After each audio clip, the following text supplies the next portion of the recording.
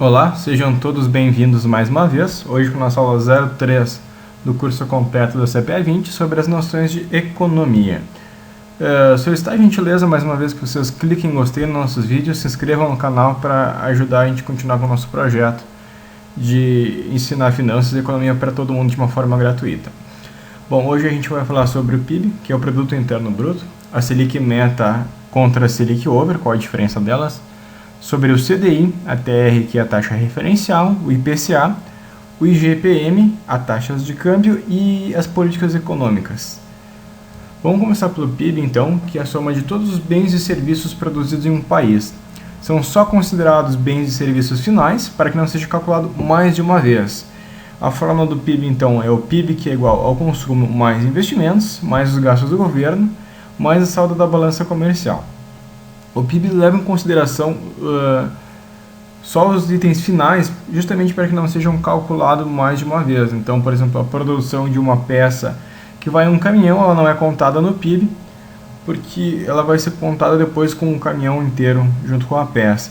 Importante lembrar também que aqui só contam o que é faturado realmente, tá? Os impostos sonegados não contam para o PIB, porque o governo tem esse controle.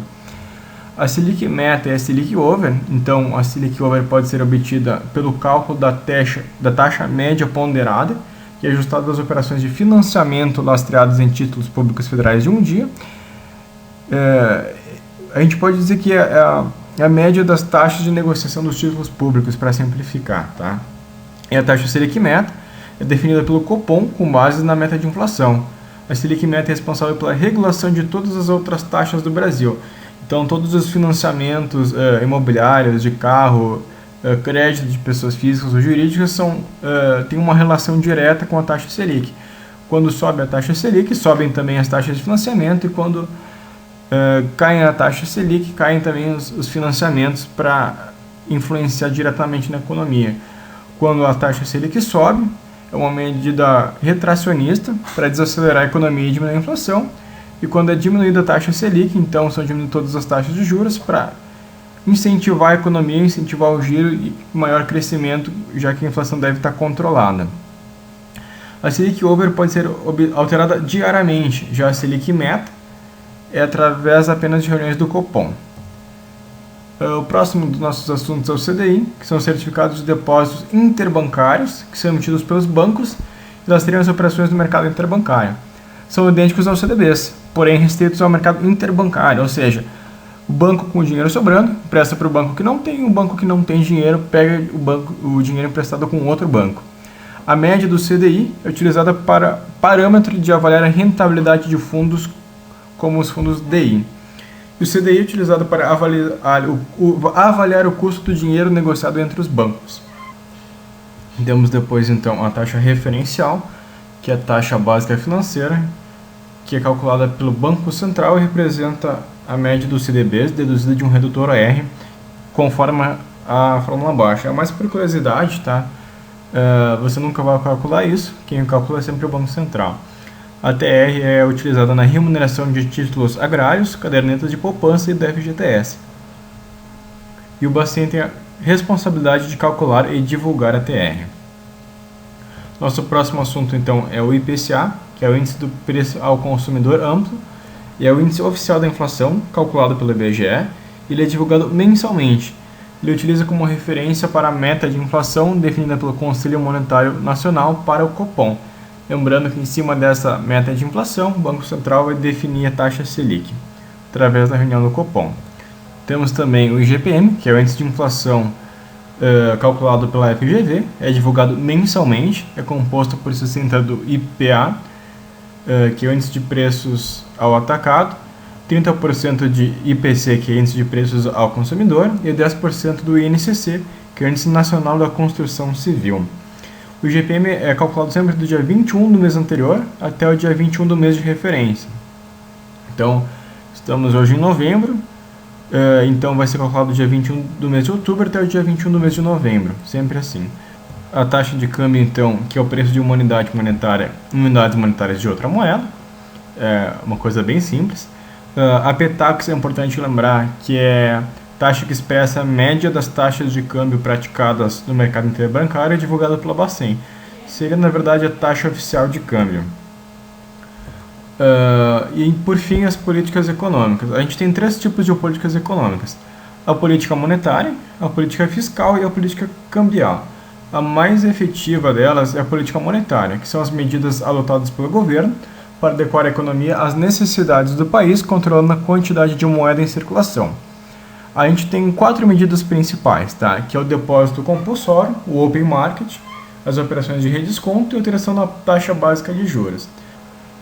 O depósito compulsório é o fator que controla a multiplicação de moeda por parte das instituições financeiras.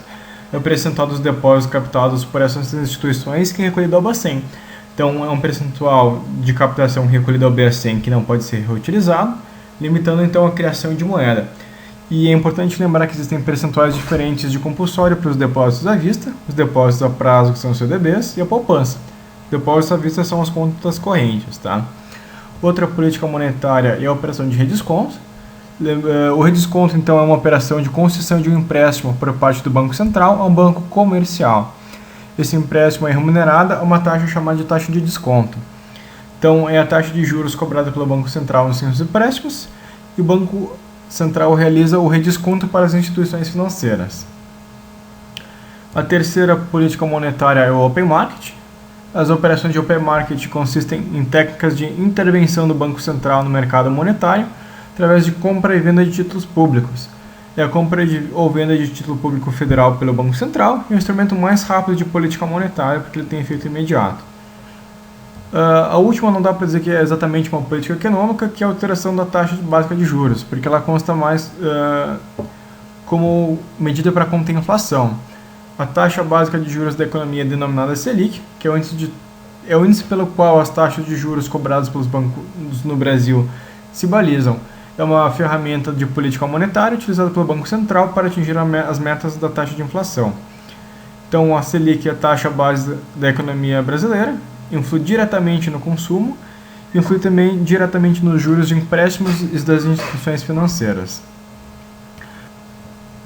Eu fiz aqui um quadrinho com as consequências, então, para vocês darem uma olhadinha com calma. Se vocês quiserem, é só solicitar ali nos comentários ou mandar um e-mail que a gente manda para vocês o quadrinho.